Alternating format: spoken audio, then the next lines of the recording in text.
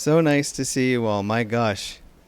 If you all had come and we had all had to, with you all here, if we had to fit in the downstairs temple, I don't know if we could have. It's almost like we've expanded to fill this temple, and it's so wonderful because it's the first satsang. So nice to see some of you who couldn't be here on the day. Yes. So very glad you could be here now. This is also the day. This reading is from Rays of the One Light by Swami Kriyananda, and these are readings from the Bible and the Bhagavad Gita.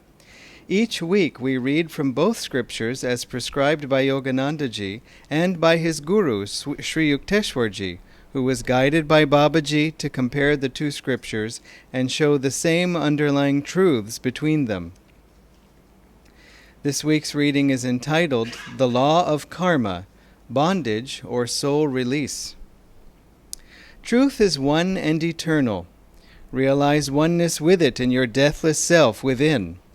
The following commentary is based on the teachings of Paramhansa Yogananda. The Epistle of St. Paul to the Galatians, which means the letter, he wrote a letter.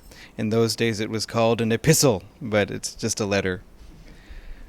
That he wrote to these people, the Galatians, contains this oft-quoted statement, "Be not deceived, God is not mocked, for whatsoever a man soweth, that also shall he also reap. Whatever a man plants, that's also what he will harvest." In Autobiography of a Yogi, Paramhansa Yogananda tells a story from the life of the Benares saint Trilanga Swami. A skeptic once determined to expose Trilanga as a charlatan, which means a faker. A large bucket of calcium-lime mixture used in whitewashing walls was placed before the Swami. "Master," the materialist said in mock reverence, "I have brought you some clabbered milk. Please drink it." Trilanga unhesitatingly drained to the last drop the containerful of burning lime. In a few minutes, the evildoer fell to the ground in agony. "Help, Swami, help!" he cried. "I'm on fire! Forgive my wicked test!" The great yogi broke his habitual silence.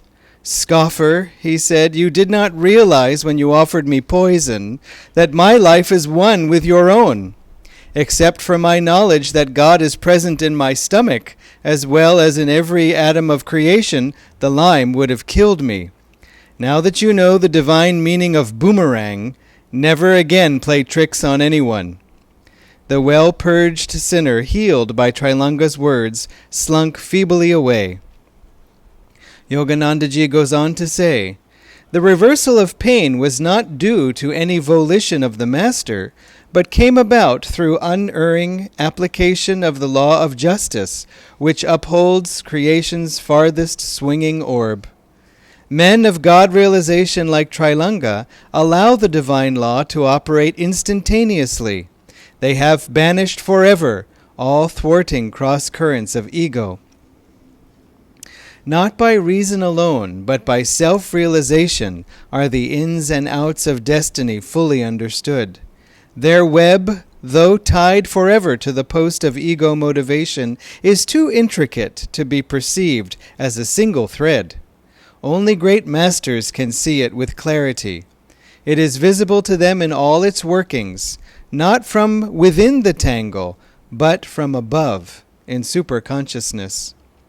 As Sri Krishna said in the 4th chapter of the Bhagavad Gita, "He who beholds inaction in action, and action in inaction, is wise among men. He is one with the Spirit. He has attained the true goal of action, perfect freedom." Thus, through Holy Scripture, God has spoken to mankind. Om, Om, Om.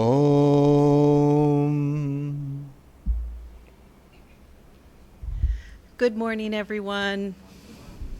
Wow, it's really great to see this temple have some people in it. That's really great. You know, very often that quote from the Bhagavad Gita, action in inaction and inaction in action, is taken to mean, oh, if I just go and sit in a cave and not do anything, I shall not create any karma, you know? And so if I am not creating karma, then I will become a jivan mukta, and then I will find freedom. And the problem, part of the problem begins with, I will go to a cave and meditate.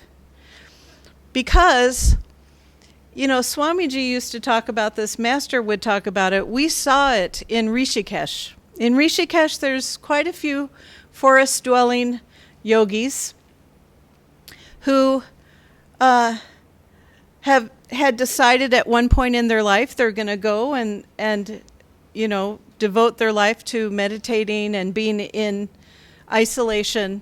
And what we saw when we were there, and we have friends who are from there, is a lot of these yogis have perhaps a samskar in their heart that makes them want to do that, but they end up not getting calm.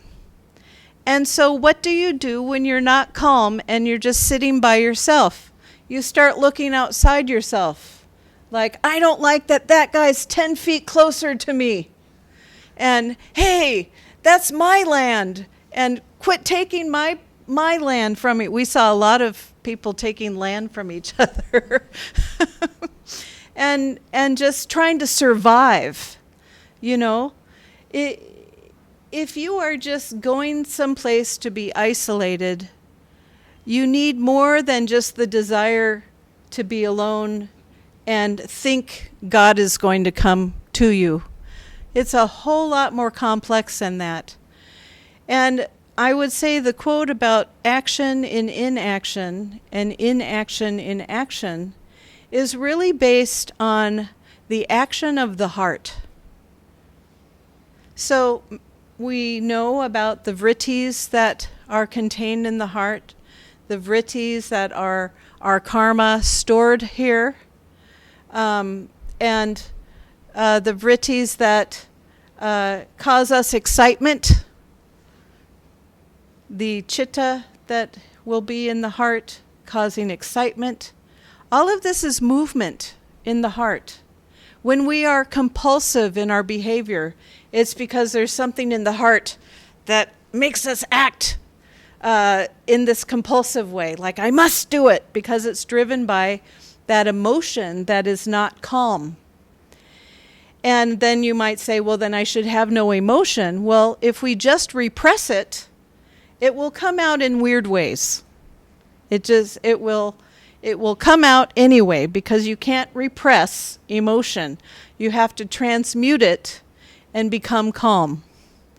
And let go of that agitation that's in the heart. I have to say, when we were working on this temple project, there were many opportunities to not be calm. Especially, what? They didn't show up again today? And, how are we going to get this done in time? You know, it was a good challenge, I would have to say. And it was hard to let go. And a lot of times I didn't feel like I really let go. I was agitated. But, you know, the key is this inaction in the heart. The key is getting to a place of calmness. It's the only way that we cannot create more karma, is by really finding that calmness deep inside. And then you have that calmness inside, you act from it, and that action is coming from the calmness, which is an inaction, that deep calmness. Now, if we are acting, but it ends up being inactive, what does that mean? It means we're not acting towards our own higher good. We're just acting, just out of agitated need to do something, acting. And that leads nowhere. there's no progress on the spiritual path when we are just acting for the sake of acting through the agitated heart. The heart must get calm. And just saying, oh, I meditate for hours a day, does not mean the heart is based in calmness. We know because we see how reactive we might be in life in general, how things set us off, how other people irritate us, how things, when they don't go our way, we get mad. You know, I loved Swami's very simple explanation, Masters, that when we are angry, it's because things didn't go the way we wanted them to go. And we have to let go. And that it's that anger that really creates some bad karma, doesn't it? That anger really comes from a compulsiveness in the heart to lash out. And it does a lot of harm. It burns bridges with others. It creates a negative karma. When we put out angry energy, then, you know, we're in the car and someone else yells at us, or, you know, we find ourselves in situations where things aren't very harmonious around us and we wonder why. Well, we're putting out that angry energy. And when you put out the angry energy, you're going to get the angry energy one way or another. Of course, some people, it seems, don't have that happen. They're angry their whole life. But then what happens in the next life? We don't know. We don't wish negativity on anybody. Some people appear to get away with it. But that's really not our business, because karma comes around sooner or later. You know, the soul decides in the beginning of a lifetime, what can I take? What can I handle in this lifetime? Is this a lifetime kind of rest and everything's great and I'm going to have a really nice, loving family that just makes me feel so comfortable and ooey gooey happy? Or am I going to have the opposite? Where I'm just uncomfortable all the time and God is prodding me to go towards Him. You know, we find a lot of devotees tend to have the life where God is prodding them to keep moving forward towards God. Otherwise, it's too painful to sit still in something that feels mediocre or just not the direction we want to go. You know, it's painful to not move in the direction of the divine. We try and get that fulfillment from everything we're doing outwardly, and we say, hey, I still don't feel fulfilled. I better do more. I better fulfill myself more outwardly. What more can I do? What more can I have? And all of that we feel so unfulfilled when we just keep grasping, and that is the inaction in action. It gets us nowhere. So the only answer in the heart is this calmness. And so when we meditate, we want to actively say, help me calm myself, Master.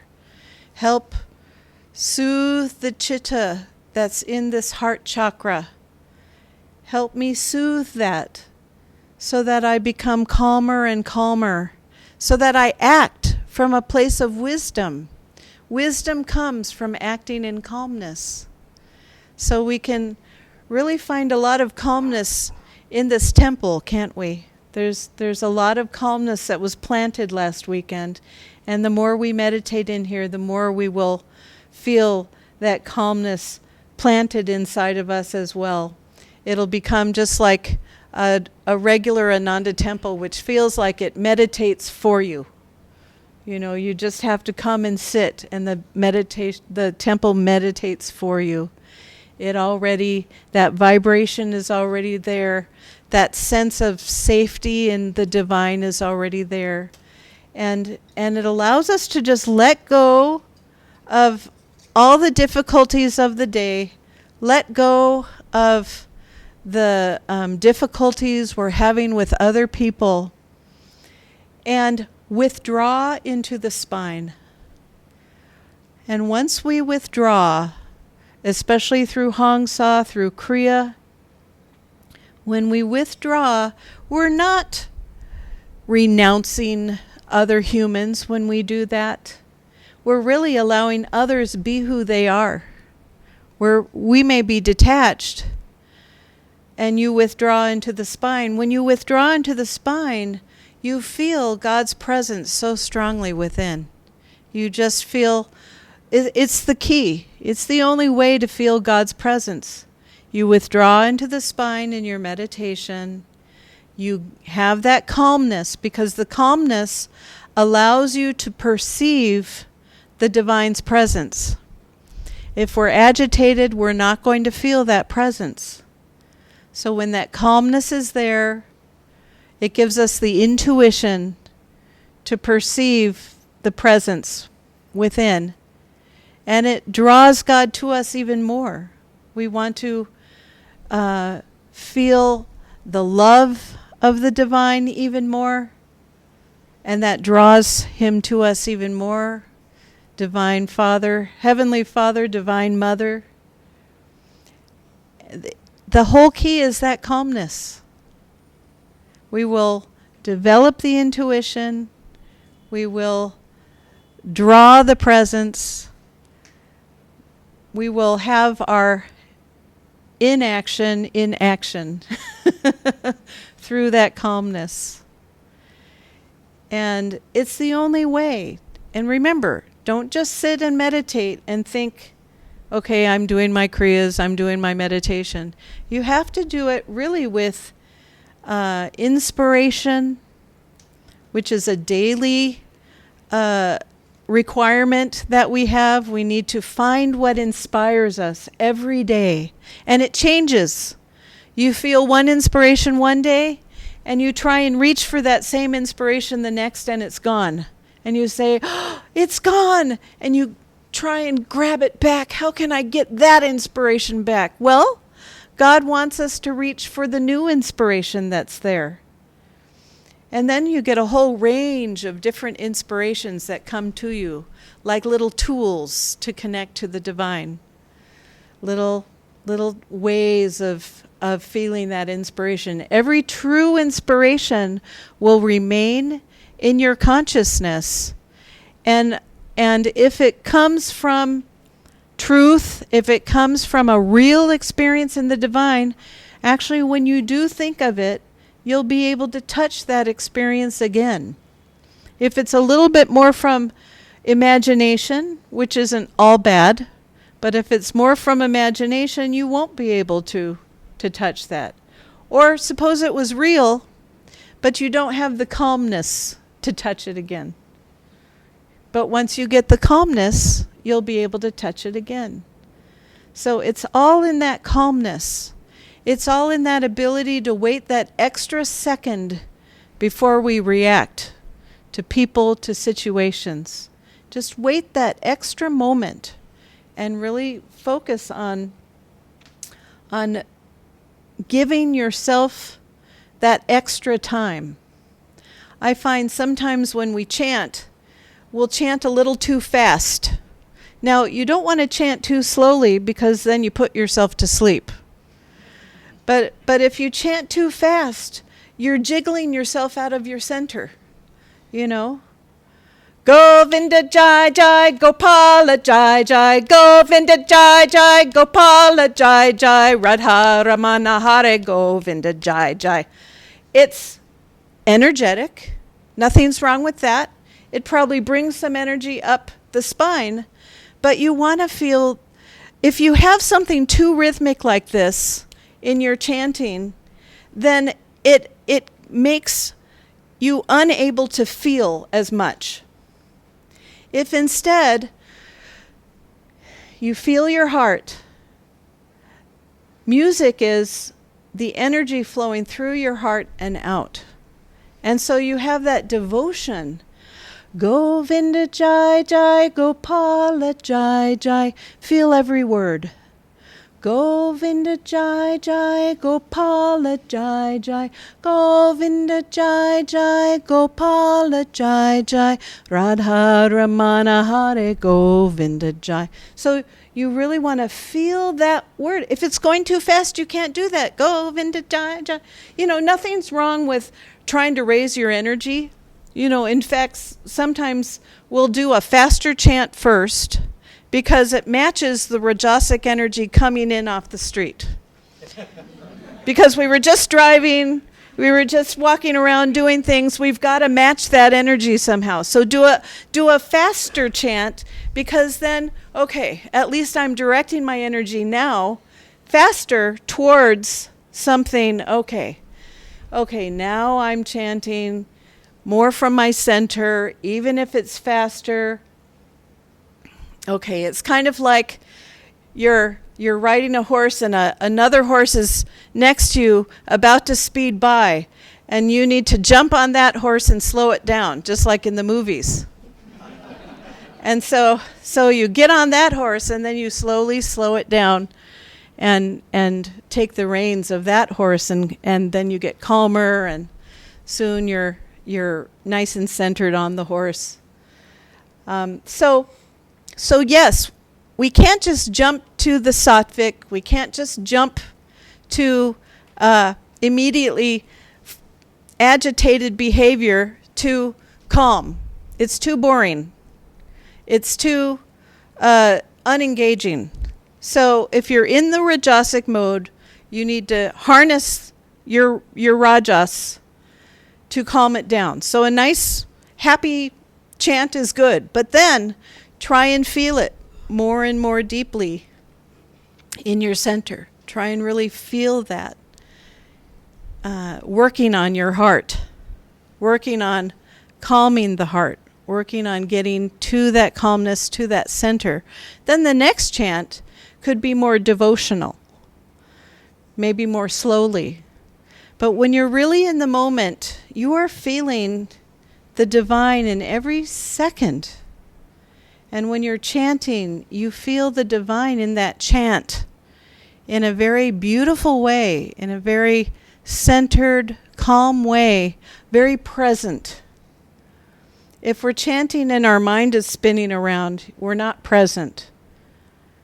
But we really want to realize when we're chanting to the divine. We're trying to develop that relationship that allows us to feel the divine ever more deeply in our heart, and to feel that presence. It's the goal every moment, every single day, to just feel that presence. Okay, God bless you.